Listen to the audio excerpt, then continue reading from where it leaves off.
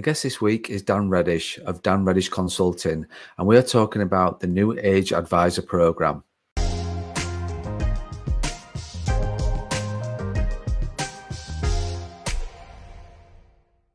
Welcome to the Mortgage Broker Broadcast with me, Craig Skelton. Join me every week while we're developing your knowledge to help you build a successful mortgage broker business.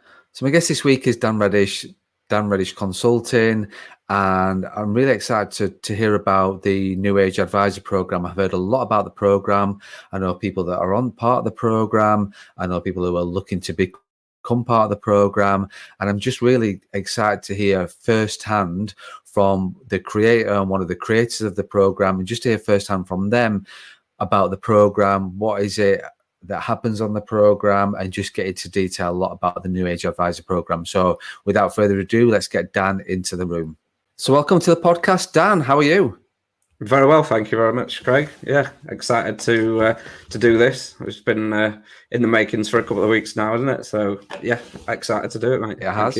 No, good. And like we were talking before we start recording about, I'm very excited to hear about, we're going to talk about New Age Advisor and talk a lot about that. So I'm excited to hear all about what you've been doing about that and where you're at and the successes that you've been having. So I appreciate you coming on to the podcast and talking all about it. So good. Yeah. So no, first of all, let's just, as I do with everybody, let's just have a bit of a background about Dan, who you are, where you've been, just to explain your journey today, and then we'll get into the podcast. Yeah, sounds good to me, mate. My background then, so I came from club nights. That was my kind of introduction to entrepreneurship, if you like. Obviously, back then it was more about a party with my mates than an actual like money making business venture. But that's how it started. But when because I always had something in my mind that I knew I didn't want to work for somebody else for my life.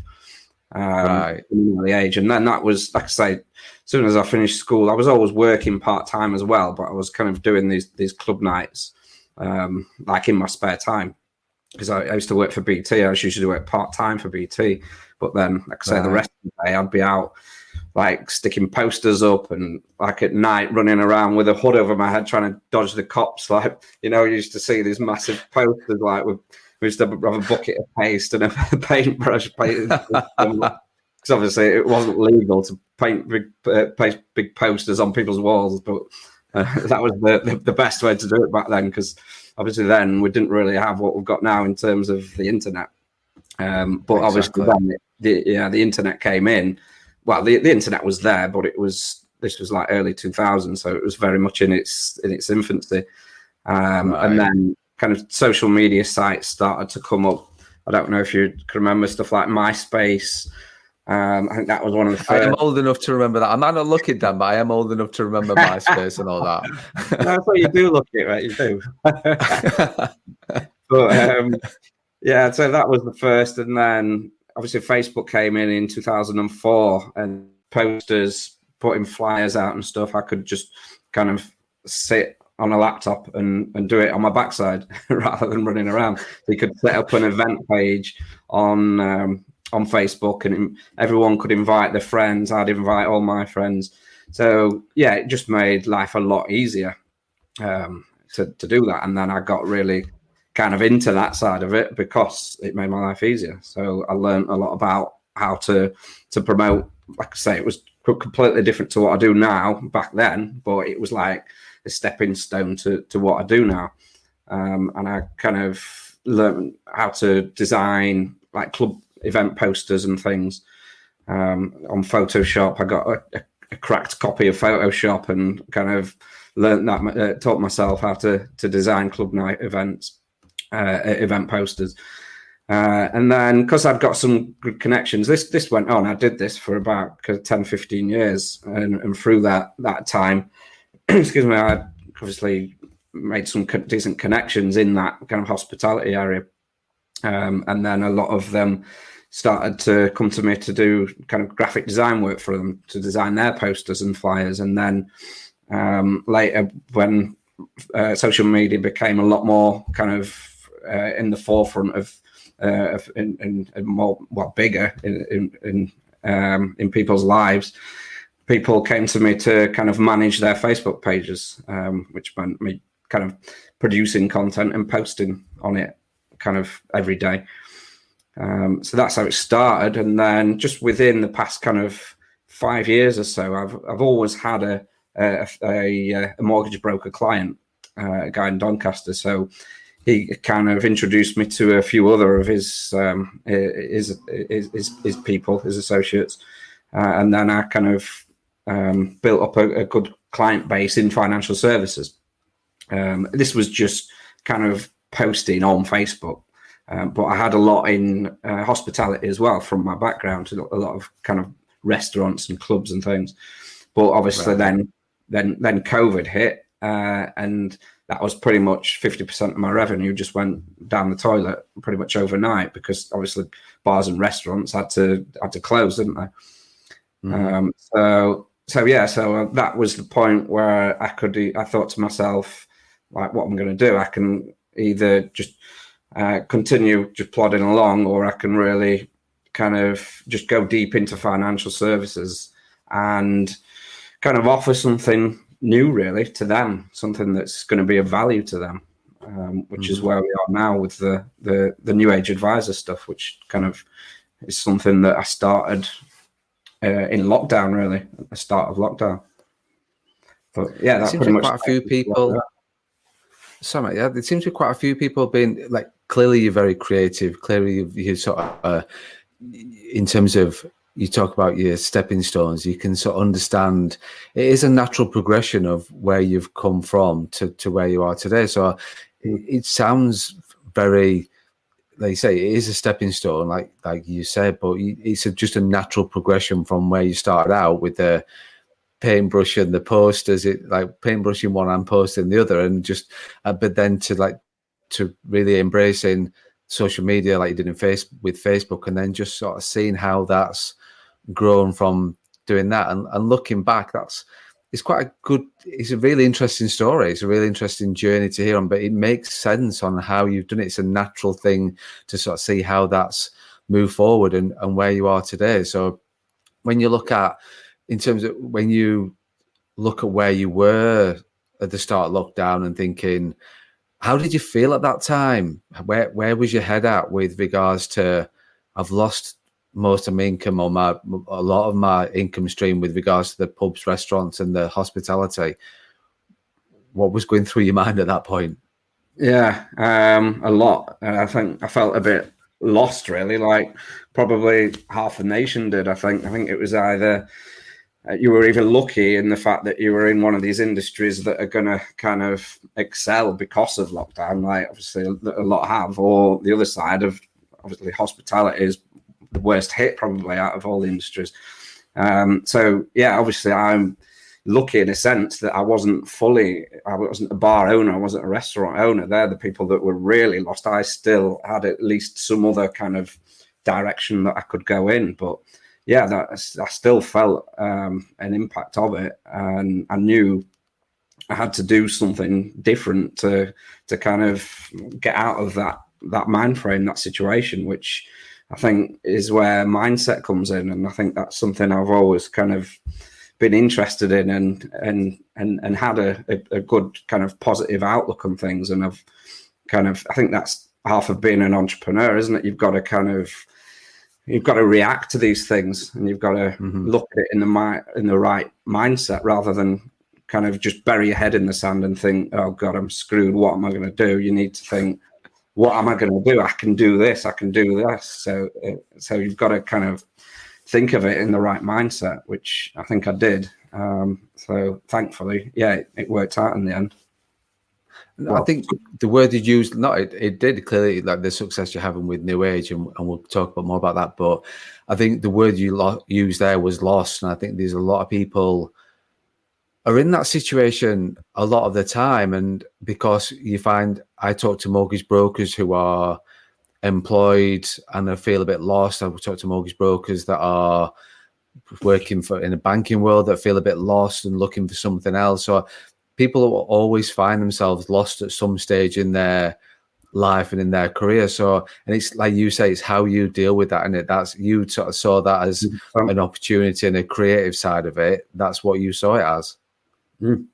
Yeah, no, like you say, I think you can go one of two ways. You can bury your head in the sand, or you can think of it in a positive way and think, is there an opportunity here to do something different? Because myself included, if I've benefited from that situation, I'm glad it happened. Obviously, I'm not, because I'm in the sense that a lot of people have gone through a lot of hardship and a lot of people have died. But for me personally, if that wouldn't have happened, I'd have just kept kind of plodding along, doing what I was doing, it was doing okay.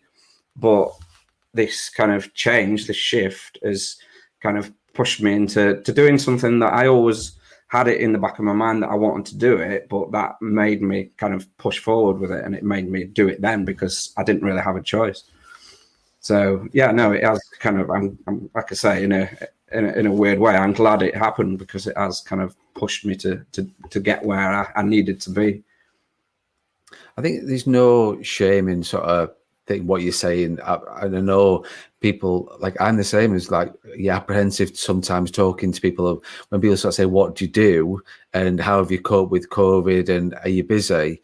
It's like, yeah, it's absolutely mental. I've never been as busy and working so hard in my life. It's a great time to be a mortgage broker, an estate agent. It's a real positive thing. And you sometimes feel a bit, when people ask you that and you don't know who they are and what industry they come from, you are doing it with a like little bit of a apprehension, thinking, do I want to tell them what I do? Do I want to tell them how busy I am? Because, and I think it's a conversation I'm having with a guy who owns his own mortgage firm, and he sort of said to me, I just don't know what to say. And I said to him, I said, you just got to embrace what I said, because every industry has good times and bad times, and it's a good time for the housing market right now. It's a good time to be a mortgage broker, but the hardship will come, that it will flip, and the hospitality will have the good and the positive, no doubt, in the years to come, because people want to get back to the normality. So I think, like, I don't think there's any, they say, I'm using quite a strong word with shame, and you're not saying that, Dan, but I think you just got to take what's the saying, make hay while the sun shines. I think you've just got to, there's no better saying than that for the world of mortgage services right now, and financial services and estate agency as well on the back of that. Yeah, 100%. It's your truth at the end of the day. If your truth is your truth, then you should have no shame in saying that. But like you say, you just naturally feel a bit, because a lot of people have had a lot of negativity, and a lot of people kind of start the conversation in that negative kind of tone. And when you come up and say, "Oh no, it's the best thing that's happened to me," it's like it's a bit of a difficult conversation. It gets a bit awkward, doesn't it? But like I say, if that's the truth, then that's the truth. It can, and I don't think that's down to I'm not saying it's jealousy or anything like that. It's just circumstances of what's thrown at people, and people going through hardship will also can feel a bit aggrieved when they see people being successful. I think that can happen, but I don't think there's any malice in that. It's just the circumstances are the circumstances, and that's what thrown at you. So let's talk about New Age, because that was we've sort of explained, we understand your journey and where you've got to, and I'm sure we'll talk a little bit more about mindset. I think, like, because you dropped a few things about that in there, which I'm always keen to get involved on the podcast. We always talked about attitude, behaviors, and mindset and things like that. But so let's just look at it from the start of the pandemic. Is that when New Age Advisors started up? Is that when you got the thought in your mind about New Age? Yeah, right. Okay. Like I said, because it was that kind of time where, like I said, I've been wanting to do a program, a coaching program, which obviously we'll go into more in a minute as to what it is. But yeah, it's always been in the back of my mind to do that. But yeah, the start of lockdown was the time when I thought, right, now's the time. So yeah, let's start a lockdown and answer your question, correct? Good. No, it is all about timing. It is all about the time, and the timing was right. So do you want to explain what New Age Advisor is and what the program's all about? Yeah, sure. So New Age Advisor it's a coaching program, but we call it a hybrid coaching program. in the sense that it's kind of part self-teach and then part life coaching. There's myself, and I know you know Ash Borland, who's an ex-broker himself. He's now a personal branding coach. And a guy, going back again to what I mentioned about mindset, we've got a mindset coach called Ross. He works with Olympic athletes and entrepreneurs and things. So like I said, the two sides of it is self-teach, where you kind of learn the stuff that we're teaching you through an online learning portal, but you've kind of got us as coaches alongside to kind of guide you guys through the process to get the students where they need to be. But the basic premise of it is to teach you how to generate qualified leads using the internet. Because I think there's a lot of ways that the brokers generate leads online, but it's not always the best kind of use of the time. So a lot of people don't know that a lot of these methods exist, where a lot of this technology now can do a lot of the heavy lifting, where it kind of buys you time back in a way, because it's, like I say, technology does a lot of the manual stuff that a lot of these brokers are traditionally known to use to generate clients. So that's like a kind of high level overview. No, and I understand that. I totally understand that, and I think, like one of the podcasts I did a few weeks ago, I think it's an exciting time to be in financial services right now. There's never been a better time from a new wave point of view, where there's new brokers coming into the industry. The old school are drifting out, coming into the industry. That like the new ones coming into the industry as well, where there's a real embrace of social media, embrace of the internet, and looking at how they can generate leads and build their own profile and build their own brand, really, which is great. That's something that you're looking to do with a bolt-on, or whether it's bolt-on's the right word, within that of the mindset and the coaching side of things. Is that well? So it pieces it all together, really. So it does make total sense. Yeah, 100%. Like you say, I think lockdown again is kind of been a driver in this kind of adaptation of technology, and I've just seen with the rise of things like Zoom, obviously that's kind of put it to the forefront. Technology, it's forced people into this new way of conducting business. I know in lockdown, when lockdown first happened, I've done a lot of stuff with Primus, and they were really kind of good with kind of upskilling their guys over lockdown, and that's kind of they brought me in to do some digital marketing like workshops. Right. Yeah, they were really kind of on the ball with what's happening. They reacted well to it, and they were, like I say, putting these Zoom calls out pretty much every day, upskilling their guys. Which, yeah, is kind of like you say, it's kind of really brought it to top of people's minds now, and it is, yeah, it's becoming more and more of a thing. People are realizing that it's where the eyeballs are. It's changed massively over the past 10 years. Social media is obviously, it's never been bigger, but it's all just going one way. It's not stopping in the amount of kind of traction it's building and the amount of eyeballs that are on there.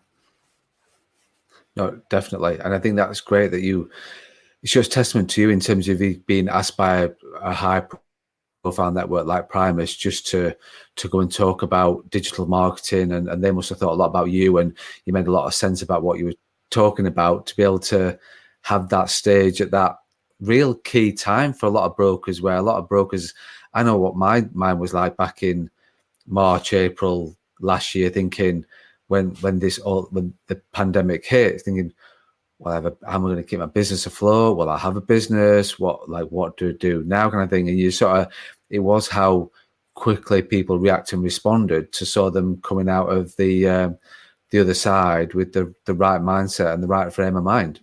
Yeah. So, yeah.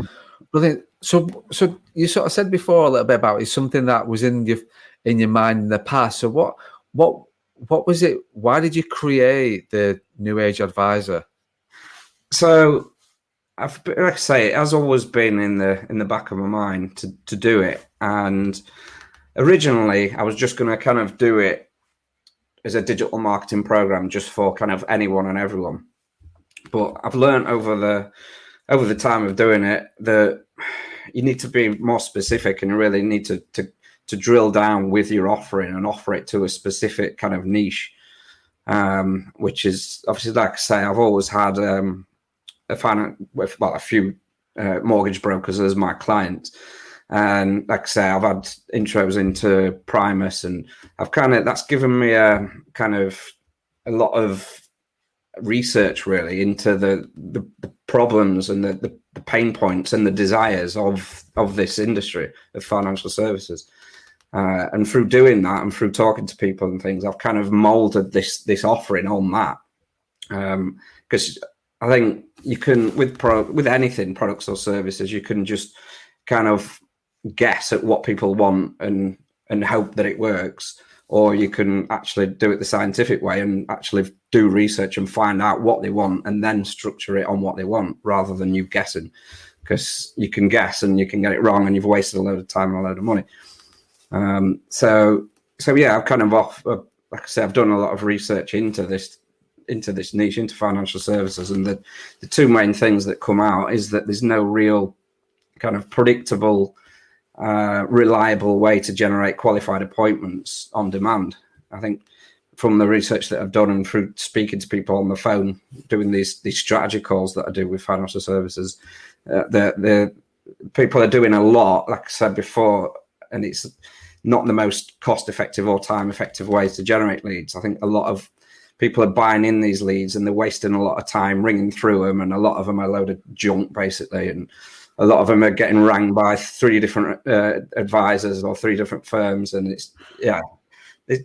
people say like they're the next best thing to a cold call, because there's no real trust there, there's no rapport there, they don't know who they are, they don't know, they're not expecting the call, so it's difficult to convert those kind of leads, I think. Dan, sorry, I didn't mean to interrupt you there, but it was so funny because I was just making notes as we discuss, as I'm listening to you, and I'd literally just written down there buy rather than sort of create, and that was just so funny that you then hit about buying leads in. So apologies for, I was writing that down, and we'll talk a little bit more about that, because that's my mindset, same as you, is like buying leads in is a not necessarily it's a short-term fix, but it doesn't always work. Yeah. It's like you say, I think a lot of people do use it as a short-term fix, but a lot of people just do it as their full-time acquisition and their only kind of source of new clients, which, I think it's not the most productive way of doing it. Let's put it that way. But yeah, I think there's, like I said, there's a lot of people do just rely on referrals as well, which I think, referrals are great because they do convert well, because the difference between referrals and buying leads in, with referrals, the trust is there, isn't it? Because obviously somebody said, oh, this guy's done a good job for me. So, and you trust the person that it's come from. But it's difficult to really scale on that, I think, because they're a bit sporadic in the way they come in, aren't they? There's no real kind of predictability. And there's no real way of qualifying them either, because you just get them and you ring them and they might not be ready right now, or there might be a complex case or something. So there's no way of kind of screening them.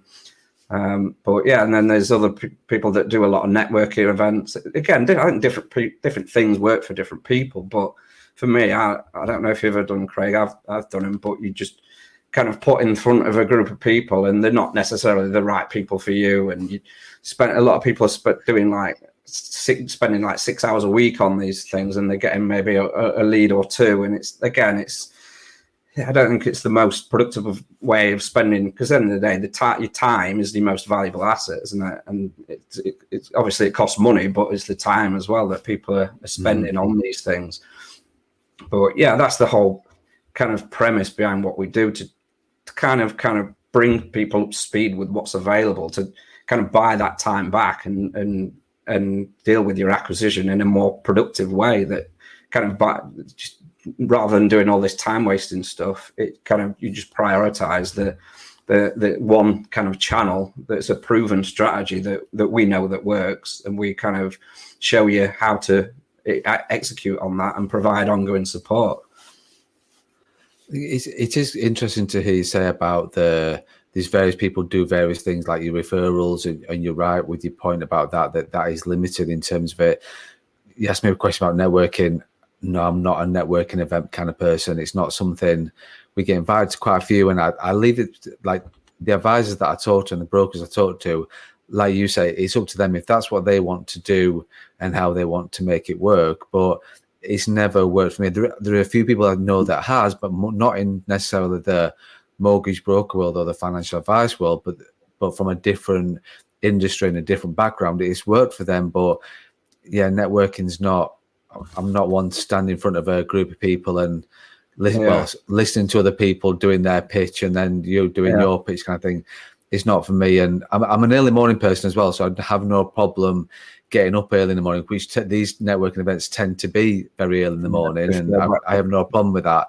But I need to have purpose. If I'm getting up at 5 o'clock, 6 o'clock in the morning and starting work at 7 or whatever time, it needs to have purpose, and networking events is not purposeful for me. But that is just my opinion. That is my opinion. I agree. Like you say, different things work for different people. But for me, knowing what I know about technology, I can either sit in front of a room of people for 6 hours a week, or I can put myself on one recorded video, put myself in front of thousands of my ideal client day in, day out, by leveraging technology that are actually my ideal client rather than maybe one of my ideal client in a group of 6. So yeah, I know which I'd rather do. Definitely, yeah. But it's just about working smarter, isn't it? Like you say, time. I speak to a lot of brokers that sort of say that they don't have time to do social media, they don't have time to do any marketing, but when you sort of dissect down what they do day in, day out, and if you look at every hour that they spend working, then you can work. A lot of mortgage brokers can work a lot smarter. So I think. Do you find with brokers it is down to time that they choose not to do social media? I'm guessing you meet these people I'm asking you a lot of questions here and throwing a lot into the mix because there are loads of things going in my mind about things we need to talk about. And so yeah, do you find that brokers, I'll go back to the first question. In terms of brokers, do you find that they struggle with time to do social media? Is that how it all starts? Yeah, I think that's generally when you're self-employed, I think across the board. But yeah, specifically, obviously, since the stamp duty announcement, obviously brokers have been kind of at full stretch. But yeah, I think there's a different way of doing things rather than kind of being busy. There is other things, because obviously, yeah, they're busy, but it's being busy on the right things.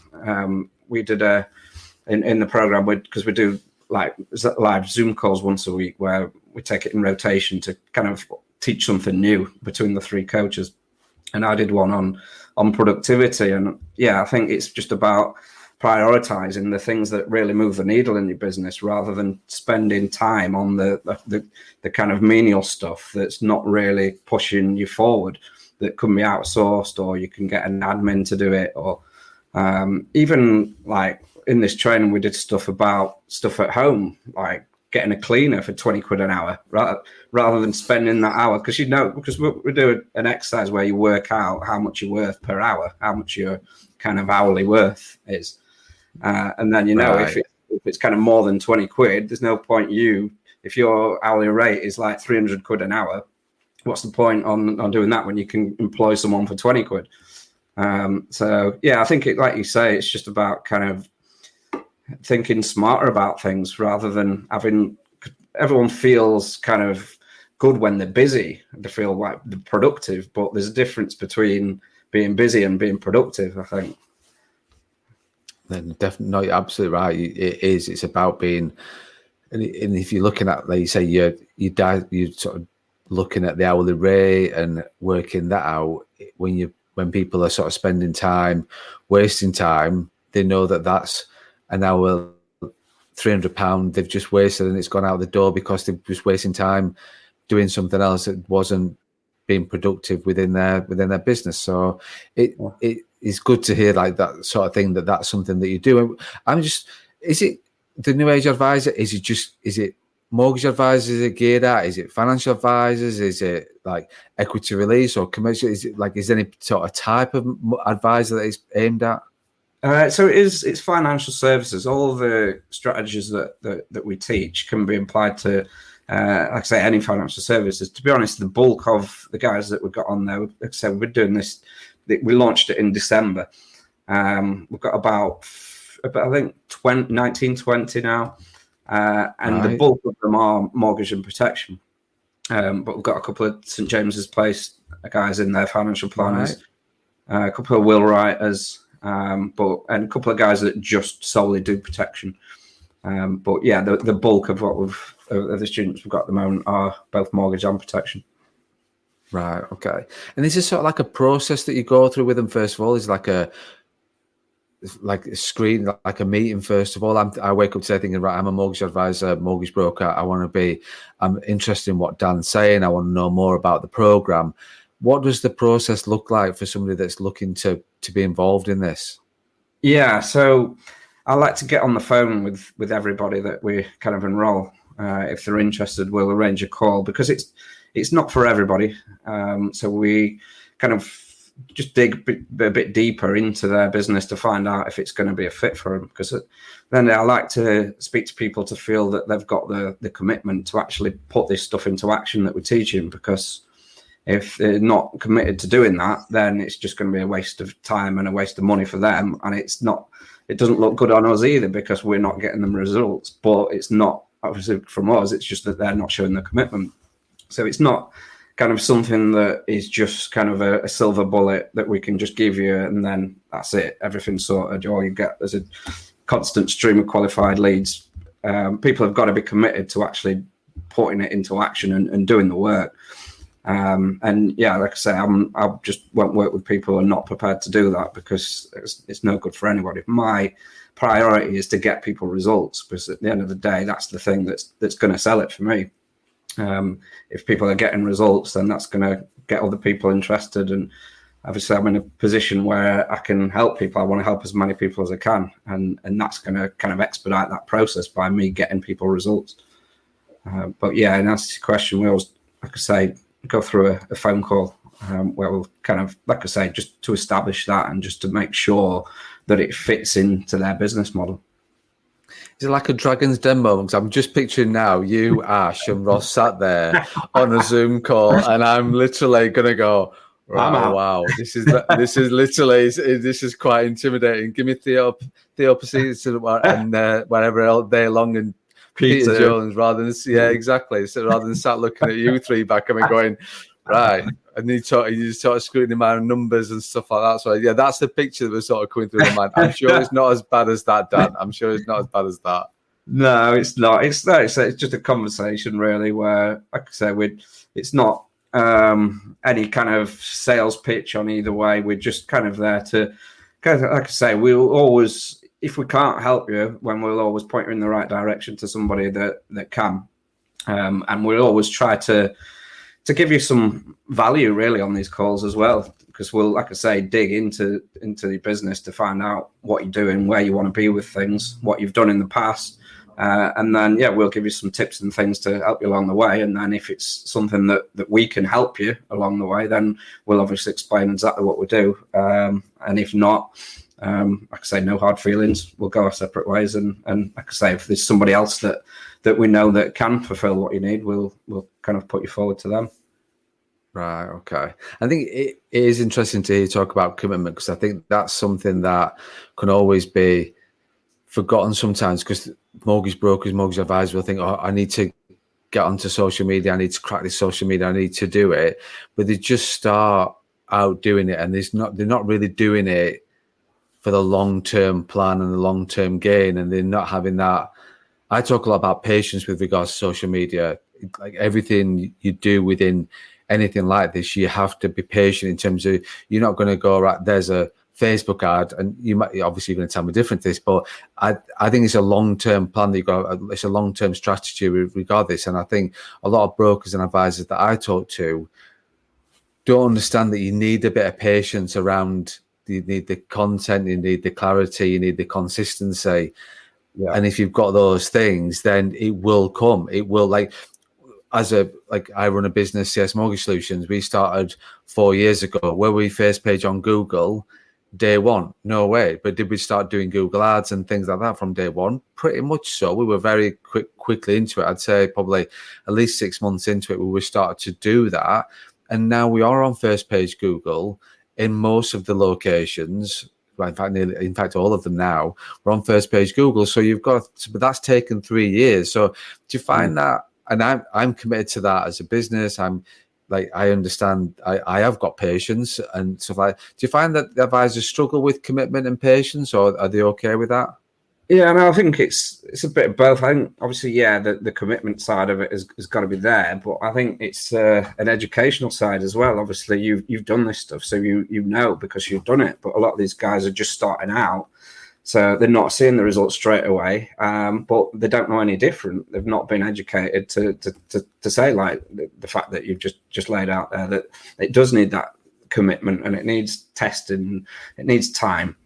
But on the other flip side of things, this is kind of what we've put together. The way we put this program together is to kind of take a lot of that learning process out of the equation, because we've kind of done that. We've kind of tested the stuff, so we know what works now and we know what doesn't. So we're just showing you the stuff that does work. So obviously, guys can do exactly probably what we do, but it's going to take them years to get to the point to know what we know now. About the process and what works and what doesn't work. But yeah, obviously, like I say, the commitment has got to be there, or else it's just going to be pointless for everybody involved. Definitely. And like you say, you're going to be judged on the success and the results. The Dragons are going to be judged on the success and results of you, Ross and Ash. And again, you're not going to do this without the level of commitment and the patience and purely the commitment from the advisor's point of view, because they have to be committed to doing this long term, because you're putting that commitment in. Yes, they are. You're running the program and you've designed the program and created it, but they've got to be as committed as what you have, if not more, to look to change what they've been doing. Yeah, 100%. So we can kind of show them the way to go, but ultimately we can't drag them along in that through that process. They've got to show the commitment to kind of meet us halfway with it. We can do everything we can, but ultimately, without that commitment, it's just not gonna work. No, definitely. Do you find that people on the program are the sort of sole traders, or the sort of firms that have got sort of 2 or 3 advisors looking to grow? How, like you talked about, you've got financial advisors and various other things on there, but what's the sort of size of the people that you're working with and firms you're working with? Yeah, so it is a complete mix at the minute, Craig. So I think most of the guys we've got on there are kind of one-man bands, like sole traders, or one lady band, if that's the thing. And yeah, and a few big firms on there, and different people are kind of working with different parts of the program, because we do Facebook ads, we do funnels, we do that side of it, but we also do the organic side, which when I say organic means just there's no ad spend there. Just kind of we teach how to use Facebook and LinkedIn by we do it a bit different. We don't use the business pages on Facebook or LinkedIn. We just do it all through the personal profiles, personal pages, and Facebook groups are really good. So again, going back to what I mentioned about what I did in terms of kind of niching into financial services, that's part of what we do with the students. The kind of foundational unit to it is the psychological side, about getting to know who your ideal client is and really getting specific as to who they are and who we're going after, rather than just kind of going after like anyone and everyone, because it's like what they say, when you target everyone, you're not targeting anyone in reality, because your message is just too broad. It's not resonating with anybody. So yeah, like we've got a guy who does just NHS staff members, so that's his niche. So he's set up a Facebook group specifically for NHS staff, like a financial help desk for them. So he's just kind of inviting them to that group, and it's just about kind of building relationships with these people and making connections over time. So some people are just kind of sticking with that organic side. But the guys who are kind of in the firms and things, they're more prone to put money into the paid side, which is through the ads and the funnel, which is where you can really kind of throw fuel on the fire, and it becomes very automated in the way that your lead generation runs. Because, like I say, once you've got this system set up and it's up and running, obviously, it needs work to get it up and running, but it takes very little maintenance to actually keep it running. And the upshot of that is that you're getting kind of qualified hot leads pretty much on demand, and it's predictable. You can work out how much to put in to get however many clients you need at the end of it, because you can get to work out how much your cost per lead is and then how much your cost per customer is at the end, so you know exactly how much you need to get what you want from it. So you put in the high investment in at the time. I'm not just talking about money, I'm talking about time and effort. But then once you've got it up and running, then it pretty much is automated and runs itself then, by the sounds of it. Exactly. Yeah, that's the thing. Yeah. As I say, it does take some setting up. I'm not going to lie. It takes some work to get it going. But like you say, once it is, it's very kind of asymmetric in the way that it doesn't take much effort at all. But the upshot is that you're getting what you want, which is qualified leads.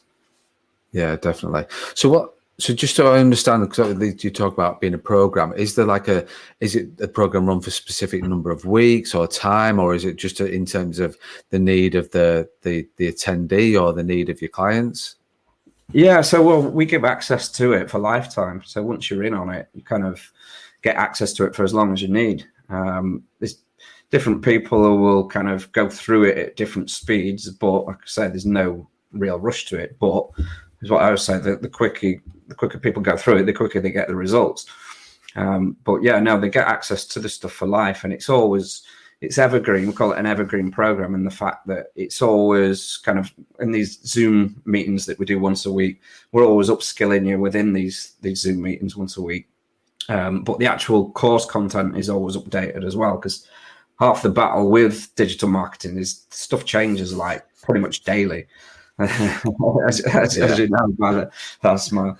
So yeah, that's half the battle. But yeah, we kind of take that on ourselves, and we update accordingly. And also, like I say, acquisition is the thing that for myself that I've always been kind of looking into ever since I started working for myself. So I'm always upskilling myself as well. So I spend about 20k a year on these kind of courses myself. So all this stuff that I'm learning from other kind of coaches and mentors is kind of getting trickled into the content as well.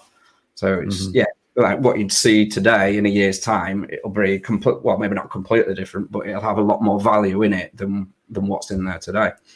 From day one, yeah. No, I agree with that. And the reason why I was smiling, Dan, was that was my mindset at the beginning, thinking, right, I'm going to learn about this SEO, I'm going to learn about this, I'm going to do these online digital courses and stuff like that. And then I quickly realized, oh man, this is I can't keep up with the learning quick enough. And that's when I realized I needed somebody who knew what they were doing and that's what their sole purpose was, to create content, to get our digital marketing up and running. And then as soon as I left that to somebody else, and obviously pay somebody to do it, but the return on investment for me has been phenomenal on that. So I couldn't dream to be where we are right now, like from the CS Mortgage Solutions brand that I own. It's like I couldn't have never got to that without the help, like without really outsourcing it and just having somebody focus on that part of the business. You can't do that yourself, as well as advising, as well as running your firm, as well as running your firm takes enough time at the moment. So just adding this into it as well, you need to work with somebody like yourself who knows what they're doing and specialists in this area. Yeah, 100%. I think that's the kind of, for me personally, but this is why I believe in this kind of this platform and this method so much, is because it's helped me personally. I remember when I first employed my first mentor, it's really that's been instrumental in the growth of my business. I was, again, just plodding along because there is a lot of information on marketing. Obviously, it's overwhelming the amount of stuff that's out there, Craig, as you know. So it's difficult. You're getting pulled in different ways. A lot of it's conflicting. But I just, at one point, a couple of years ago, I said to myself, right, this was the biggest investment I've ever made. I thought I'm just going to do it. And so I just stuck to what this guy said and didn't kind of bother with what anybody else was saying, because he was proven and he knew it was good, because it cost me a lot of money, but it was worth it. That's the best investment I've ever made, because that really, like I say, it just cuts that learning curve rather than pissing about learning it yourself, looking in different YouTube videos. And it's just follow one strategy from somebody that does it, like you say, that specializes in it. It is. It's like when you said there about the conflict and advice. You get the conflict and advice.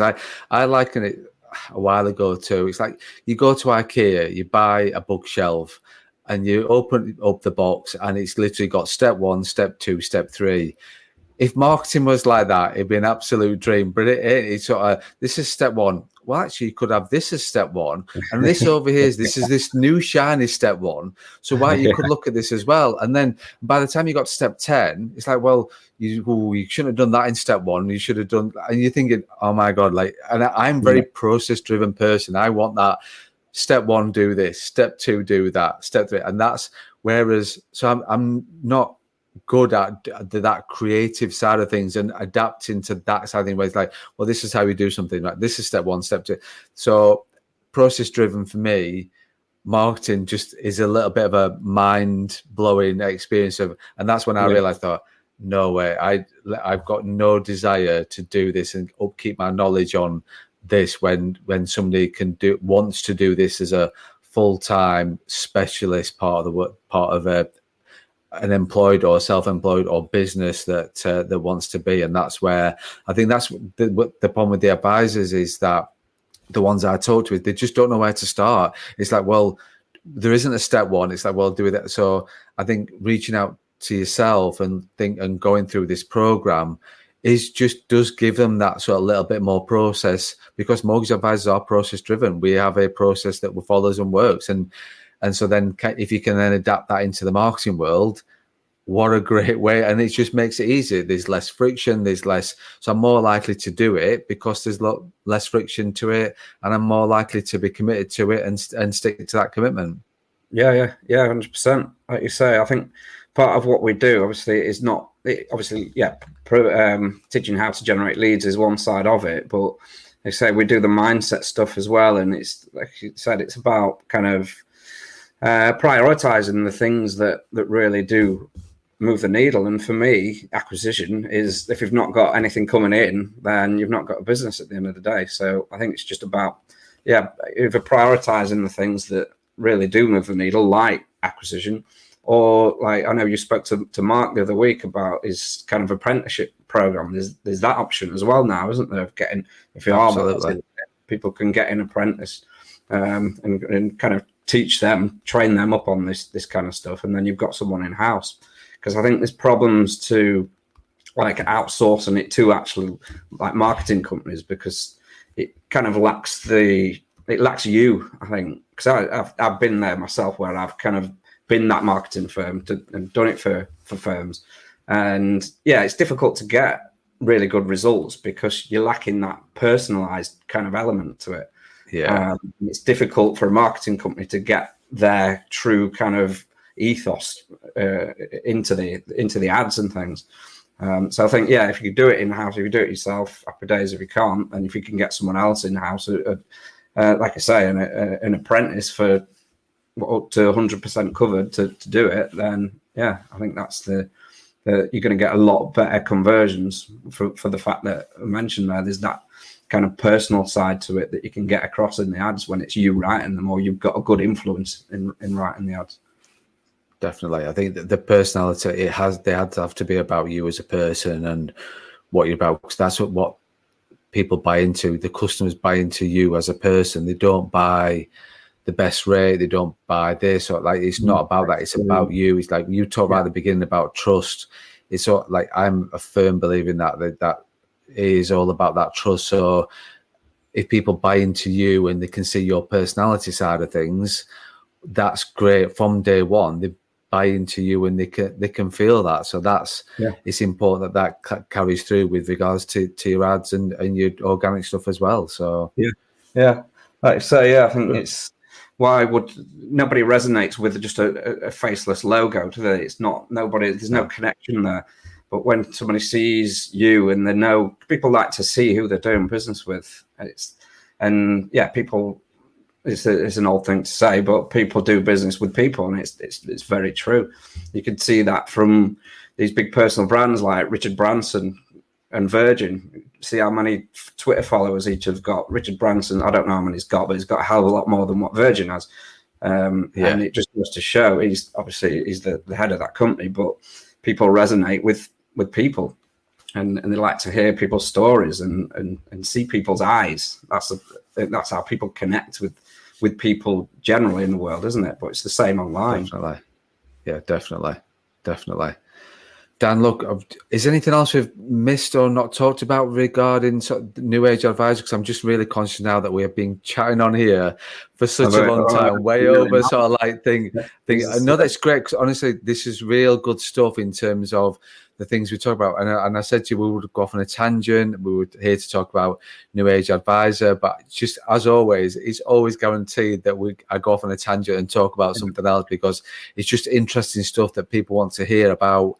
What's like not only about the program, but other things behind that as well. And like you said, like we've said about you, with the personality of you that's behind this program, people buying. We've talked about that from a mortgage advisor point of view. That's what people want to hear about you as well, is you as the person who's behind this, as well as Ash and Ross, absolutely. But you're on here now talking, and that's what people are going to get, is an idea of you and your personality, which will then get their buy into thinking, do you know what, I need to get on with that program. Yeah, 100%. This is kind of everything that's kind of got me to where I am today, is kind of stuff that we put out in this program. Like I said, the personal branding side, I think probably 80% of the clients I've got through the duration of me being self-employed have been, like say, through me, and like people getting to know me, like me, and trust me. So that's kind of what we kind of do with our students, and the niching down stuff. It's worked for me in the fact that niching into financial services. So again, that's what we teach the guys in the program. And yeah, like I say, it's just like I say, that's how we do things. Everything, and the mindset stuff is, let's say, Ross does the mindset stuff. Obviously, I was thinking about doing that myself, because I've got obviously not a 1% of what Ross's knowledge is in mindset, but I know what's helped me. So obviously it's better, like we said, to get an expert in on that, but that's what he does. He's a professional mindset coach. And I think that's, again, instrumental, because I know it's instrumental, well, for me personally, because it's really helped me. So that's why we put it into the program.